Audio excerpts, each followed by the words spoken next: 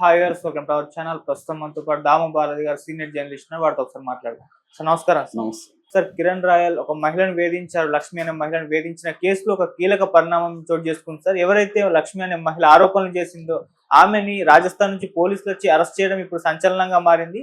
అయితే దీని అంతటి కారణం పవన్ కళ్యాణ్ గారే ఈమెని అరెస్ట్ చేయించారన్న ఆరోపణలు, విమర్శలు ఆయన మీద కూడా వస్తున్నాయి. ఎందుకంటే కిరణ్ రాయల్ జనసేన వ్యక్తి, అతను కాపాడుకోవడానికి ఈమెను ఈ విధంగా చేశారని కూడా చెప్తున్నారు సార్. మరి ఏం జరుగుతుంది ఇష్యూలో, మీరేం చెప్తారు సార్? కిరణ్ రాయల్ విషయంలో పవన్ కళ్యాణ్ ఘోరం అనే వార్తలు వస్తున్నాయి. ఎందుకంటే పవన్ కళ్యాణ్ వెనకుండే ఈ లక్ష్మీ ఆవిడని అరెస్ట్ చేయించారు. యాక్చువల్గా బాధితురాలు ఆమె, విక్టిమ్ని అరెస్ట్ చేయించి అతన్ని ఏమి చేయకుండా ఓన్లీ విచారిస్తామని చెప్పేసి, పైగా ఉపదేశాలు కూడా పవన్ కళ్యాణ్ ఏమని, ఇది వ్యక్తిగతమైన విషయం, మీరు జోక్యం చేసుకోవద్దని. ఇది వ్యక్తిగతమే ఎలాగవుతుంది? రెండోది, చట్టం తన పని తను చేసుకెళ్తుందంట. చట్టం తన పని తను చేసుకెళ్తుంది అనేది అంతకంటే బూతుమాట ఇంకొకటి లేదని ఉండవల్లి అరుణ్ కుమార్ లాంటి వాళ్ళు చాలామంది చాలాసార్లు చెప్పారు. అదే మరి చట్టం తన పని తను చేసుకెళ్తుందని వైసీపీలో జరిగే అక్రమాలకి ఇతను గమ్మున ఉండొచ్చు కదా, ఎందుకు గమ్మున ఉండలేదు? అప్పుడెందుకు ఉద్యమాలు చేశాడు? అప్పుడెందుకు వీధుల్లో కార్ల మీద ఎక్కి కూర్చొని వెళ్ళాడు? సో తన ప్రత్యర్థులు ఉన్నప్పుడేమో ఉద్యమాలు చేయడం, ఇంత సమస్యని భూతత్వంలో చూపించడం, అవన్నీ చేశాడు. ఇప్పుడేమో తన కార్యకర్తలు, తన నాయకులు ప్రజల మీద, స్త్రీల మీద దారుణంగా మాట్లాడుతూ దారుణంగా కామెంట్లు చేస్తుంటే పవన్ కళ్యాణ్ నోరు విప్పట్లేదు. ఇక్కడ రంగరాజన్ మీద దాడి జరిగితే, దాడి అంటే కొట్టింది కూడా లేదు, ఆయన్ని బెదిరించారు వెళ్ళి, దాన్నేమో ధర్మ పరిరక్షణ మీద దాడిగా అభివర్ణిస్తూ ఆయన స్టేట్మెంట్ ఇచ్చి మాట్లాడాడు. మరి మీ స్త్రీల ఆ ధర్మ పరిరక్షణలో స్త్రీలు లేరా? స్త్రీల మీద మీ వాడు కిరణ్ రాయల్ అంత దారుణంగా భాష మాట్లాడుతూ ఆ ఆడియోలంతా లీక్ అయితే, అతను పరాయి స్త్రీతో అఫైర్లు పెట్టుకొని నేను 100 మందితో పోతానని బండబూతులు మాట్లాడుతూ చేస్తే, అది ఆయనకి కళ్ళు, చెవులు, నోరు అన్నీ మూసుకున్నాడా పవన్ కళ్యాణ్ అని అందరూ కూడా ఇప్పుడు ప్రశ్నిస్తున్నారు. దీనికి ప్రధాన కారణం ఏంటంటే, ఆ లక్ష్మిని రాజస్థాన్ పోలీసులు వచ్చి అరెస్ట్ చేయడం. ఇది మరీ సిల్లీగా ఉంది. ఆమె కంప్లైంట్ ఇవ్వగానే రాజస్థాన్ పోలీసులు వచ్చేసి, ఎప్పుడో చెక్ బౌన్స్ కేసు గుర్తొచ్చి వాళ్ళకి సడన్గా వచ్చారా? క్లియర్గా ఇది పవన్ కళ్యాణ్ ఆఫీస్ నుంచే రాజస్థాన్ పోలీసుల్ని ఒత్తిడి చేయించి అరెస్ట్ చేయించినట్టుగా మనకి ఎవరికైనా అర్థమైపోతున్నారు.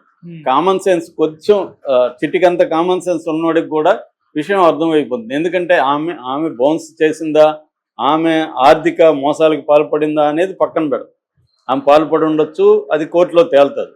కానీ ఇతని రోల్ గురించి మాట్లాడుతున్నప్పుడు కిరణ్ రాయల్ ఆమెని కాపాడింది మొన్నటి వరకు కిరణ్ రాయలే అని చెప్తున్నారు. అతనే చెప్తున్నాడు, నేను కాపాడకపోతే అరెస్ట్. నువ్వెందుకు కాపాడినావు మరి మొన్నటి వరకు? అలాంటి ఆవిడ ఆర్థిక మోసాలకు పాల్పడి ఉంటే నువ్వు ఎందుకు కాపాడినావు? నీకు ఆమె డబ్బులు ఇచ్చింది, డబ్బులు తీసుకున్నట్టు కూడా ఆడియోలో అతను చెప్తున్నాడు. కానీ నువ్వు అప్పిచ్చావా అని అడుగుతున్నాడు.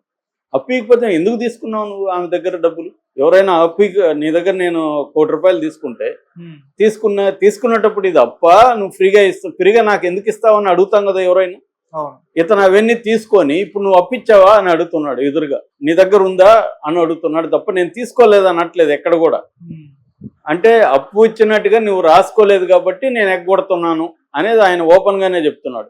మరి ఇటువంటి కల్చర్ని పెంచి పోషిస్తున్నది ఎవరు? పవన్ కళ్యాణ్తో ప్రాబ్లం ఏంటంటే, తన అభిమానులందరూ లంపెన్ బ్యాచ్. అతని అభిమానులు ఎవడో కూడా కొంతవరకు చదువుకొని ఒక పొలిటికల్ అవగాహన ఉన్నోళ్ళు ఎవరూ లేరు. మొత్తం మ్యాక్సిమం లంపెన్ బ్యాచ్, వాడు రౌడీ బ్యాచ్.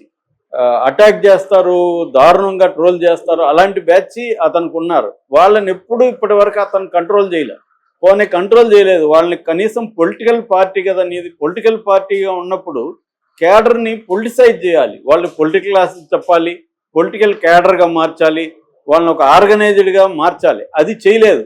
ఎందుకు చేయలేదు? పవన్ కళ్యాణ్ చేయలేక కాదు, అతనికి కావాల్సింది ఇలాగే ఉండాలి. ఇంత అన్రూల్గా ఉంటేనే తనకు పవర్ అని అతను నమ్ముతున్నాడు. ఎందుకంటే సినిమా హీరోల్లో, సౌత్ ఇండియాలో ముఖ్యంగా ఆంధ్రాలో సినిమా హీరోలంతా అభిమానుల్ని కావాలని పెంచి పోషిస్తారు, తమకు ఒక శక్తిగా ఉండాలని. అంతేగాని వాళ్ళని ఆర్గనైజ్ చేయరు. నాకు తెలిసి ఒక కమల్ హాసన్ మాత్రమే తన అభిమానులందరినీ, మీరు నా కోసం ఏమీ చేయకండి, మీరు ప్రజలకు సేవ చేయండి, చారిటీ వర్క్ చేయండి అని అతను ఎన్జిఓ పెట్టించి ఆ ఎన్జిఓలోకి వీళ్ళందరినీ తీసుకొచ్చి చేశాడు. ఆ పని ఎందుకు మన హీరోలు ఎవరు చేయరు? ఆ పని ఎందుకు పవన్ కళ్యాణ్ చేయడు? పవన్ కళ్యాణ్ ఇప్పుడు తన అభిమానుల్ని, తన వాళ్ళని ఎందుకు కన్స్ట్రక్టివ్గా చేయడంటే, అతనికి ఇలాంటి ఒక అన్రూలీ బ్యాచే కావాలి, వాళ్ళు గోల్ చేస్తున్నారు, వాళ్ళు ఎక్కడ ఎడ్యుకేట్ అయితే ఇతన్ని పక్కన పెడతారో, ఇతన్ని కూడా ప్రశ్నిస్తారో అని భయం, ఒక మూఢంగా ఉండే అభిమానులు తానేం చెప్తే అది. అందుకనే కదా చాలాసార్లు మీరు నాగబాబు చెప్పేది ఏంటి, పవన్ కళ్యాణ్ దూకమంటే నేను దూకుతాను నిప్పుల్లో అంటాడు. నేనంటే అర్థం అభిమానులంతా దూకమని. ఎందుకు దూకాలి? డెమోక్రసీనా, లేకపోతే అతనేమన్నా నియంత్రణ? హిట్లర్ అతను? హిట్లర్ అంటే దూకేయండి చచ్చిపోతామని తెలిసి కూడా దూకేసేవాళ్ళు సైనికులు. పవన్ కళ్యాణ్ ఏమన్నా నియంత? ఇది డెమోక్రసీ.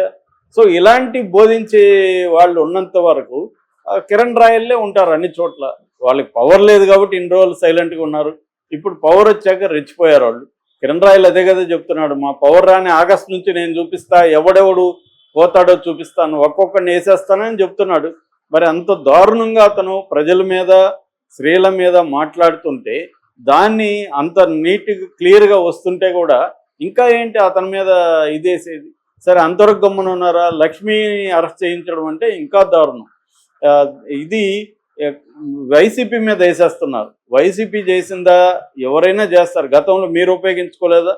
మీరు దివ్యల మాధురి విషయం కావచ్చు, దువ్వాడ శ్రీనివాస్ దివ్యల మాధురి కావచ్చు, అంతకుముందు అవంతి శ్రీనివాస్ కావచ్చు, అంబటి రాంబాబు కావచ్చు, తర్వాత విజయసాయిరెడ్డి, శాంతి, ఇవన్నీ తెలుగుదేశం, జనసేన, బీజేపీ వాళ్ళు ఉపయోగించుకోలేదా?